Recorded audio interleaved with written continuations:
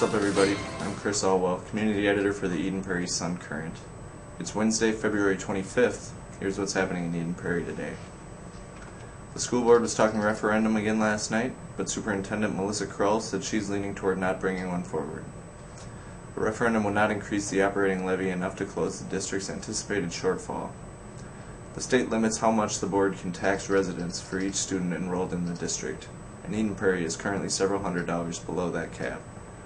But even if Eden Prairie raised that number to the cap, as many surrounding districts have already done, a referendum would only bring in about $3.8 million. The board is putting together a committee of staff and community members to study the effects of budget cuts, but Krull said cuts will be made within the next 2 weeks.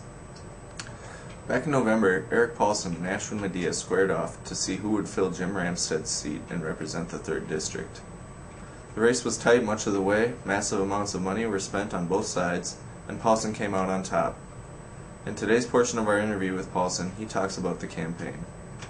Well, I think one of the things that really made a difference was just having that strong connection to the community, and being serving as a state representative, for instance, in Eden Prairie, and also as the majority leader for a few years. I did have some roots and connections to different constituency groups and the education community, as an example, throughout the district, as well as just kind of having that tie-in with, I think, a lot of average suburban families,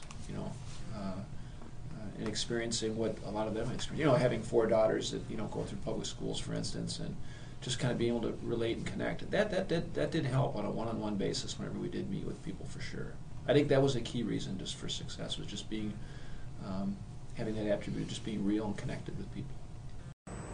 Tomorrow we'll have the final installment in our series with Representative Paulsen. Paulsen will talk about the biggest surprise he's had since hitting the ground in Washington, D.C. 6 weeks ago. And in other school board news, Chair Jim Mortensen proposed bringing a high school student onto the board.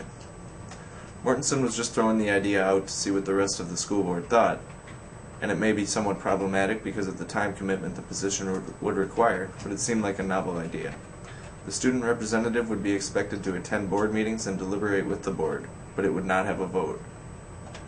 Mortensen said the board used to have a student rep, and it gave the board a quote, clearer sense of purpose.